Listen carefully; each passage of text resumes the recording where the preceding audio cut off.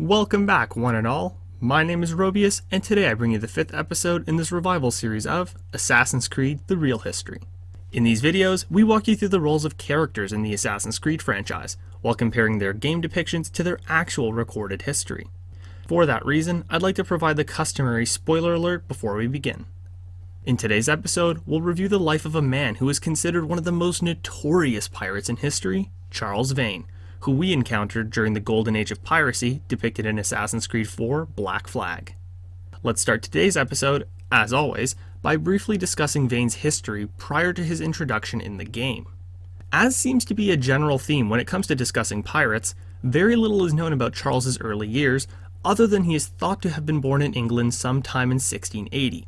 The origins of his sailing skills are technically still speculated, but it is agreed that like many of his contemporaries, he was probably a privateer in the War of Spanish Succession. Upon the conclusion of this conflict, Britain no longer needed the thousands of privateers it had hired to fight on its behalf, thus leaving these trained sailors unemployed. Some pursued legitimate occupations, while others were attracted by the promise of quick money and a free lifestyle by adopting piracy. Vane occupied the latter group. In 1715, the Spanish organized a fleet of 12 ships with the purpose of bringing treasures found in the New World back to Europe. On July 31st, while passing the Florida coast, the fleet was struck by a hurricane, with all but one vessel sinking, thus leaving an entire treasures fleet worth of wealth in their wreckages. This event was actually depicted in Assassin's Creed 4, as the fictional Edward Kenway was held captive on one such ship, traveling to Europe for punishment. He managed to escape alongside other prisoners, including the fictional Adewale, on the one surviving vessel that evaded the hurricane. Historically speaking, not long after, the Spanish attempted to recover as much of that lost wealth as possible. In response, a gang of pirates, including Charles Vane and Benjamin Hornigold, among others, attacked the Spanish camps, seizing a sizable amount of the treasure said to be worth over £80,000. It is believed that much of these riches were used to establish the Pirate Republic in Nassau, which became their base of operations, where they became proficient in their craft, using their military talents to profitably raid and plunder the surrounding regions as they saw fit for the following years. Vane originally served under the captain Henry Jennings, but eventually pursued his interests as captain of his own vessel. This would represent the point where Charles Vane was introduced to the players in Assassin's Creed 4. The game has Vane reaching the Pirate Republic in 1717, accompanied by his crew member Jack Rackham, who is also known as Calico Jack. Meeting the pirate community's leaders, he involved them in a fictional raid on a Spanish fort. From that point on, the game had Charles further investing himself in the Pirate Republic and becoming a leading figure.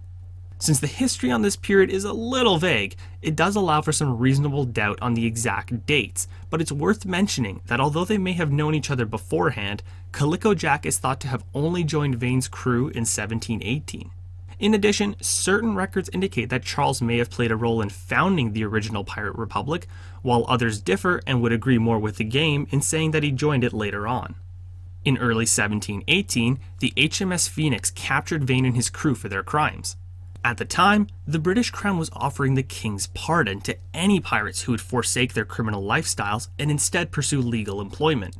For that reason, Vane pretended that he and his men were on their way to accept this pardon, having had a change of heart. They followed the process, were pardoned, and released on the condition they ceased their pirating activities.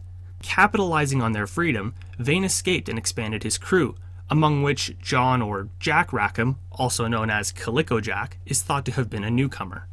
In the following months, Vane launched a multitude of attacks, capturing vessels and strengthening his fleet, acquiring a new flagship he named the Ranger.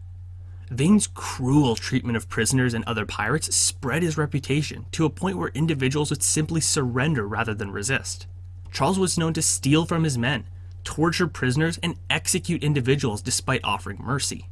Knowing there was an impending British response to his effect on the regional commerce, Vane decided it was time to solidify his position and capture Nassau. Leading his fleet to the harbor, he succeeded in capturing the town and the fort.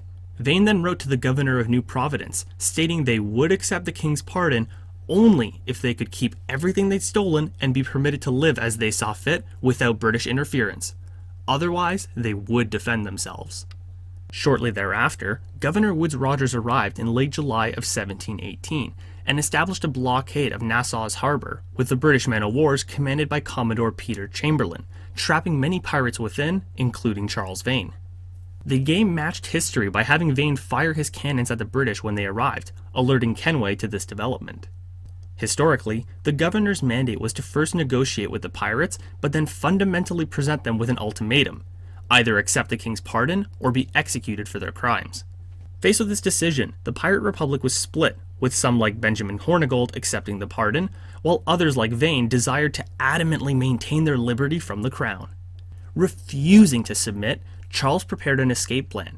Gathering like-minded pirates, they filled one of his ships with gunpowder and explosives, set it ablaze, and sent it towards Rogers's blockade.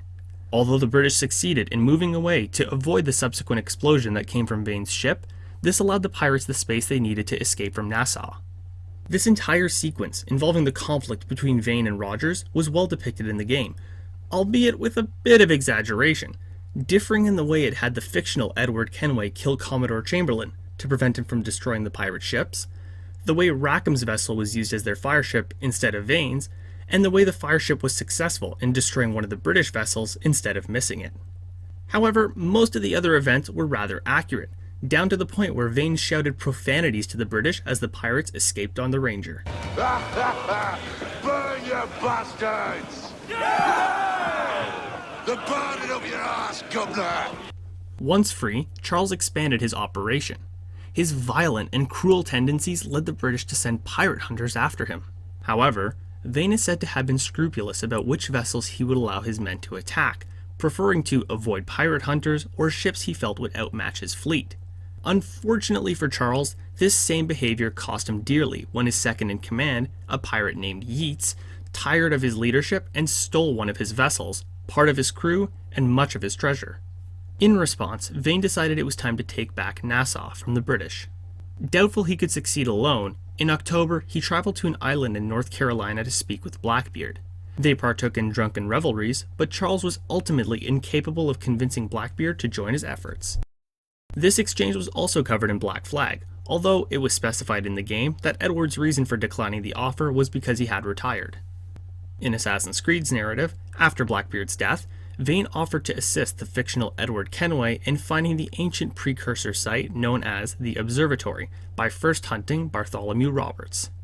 Historically, about a month after escaping from Nassau, Vane attacked a French warship but retreated when he felt outmatched. In response, one of his newer recruits, Calico Jack, led a mutiny. Charles was deposed as captain and abandoned with a small, loyal part of his crew on a captured vessel. Furious, Vane intended to get revenge.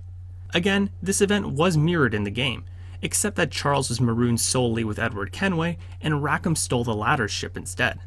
In reality, unfortunately for Charles, after capturing a few ships, in February of 1719, his vessels were destroyed in a storm, and he was stranded on an isolated island near Honduras. In Assassin's Creed, after being trapped on the island together for an undisclosed amount of time, Vane began to lose his sanity and sought to steal Kenway's food. This ultimately led the men to fight, with Edward severely beating Vane, but sparing his life and leaving him on the island alone once he commandeered a passing fishing vessel.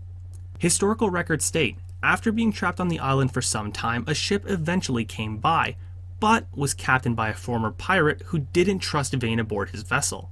Before leaving Charles on the island, the captain went so far as to threaten that should he find him there in a month, he would be delivered to British authorities.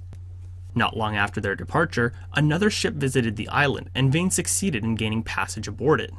In a stroke of misfortune, this second vessel worked alongside the first, and when they met up, the captain recognized Vane and thereafter transported him to Port Royal, where he was handed over to the British.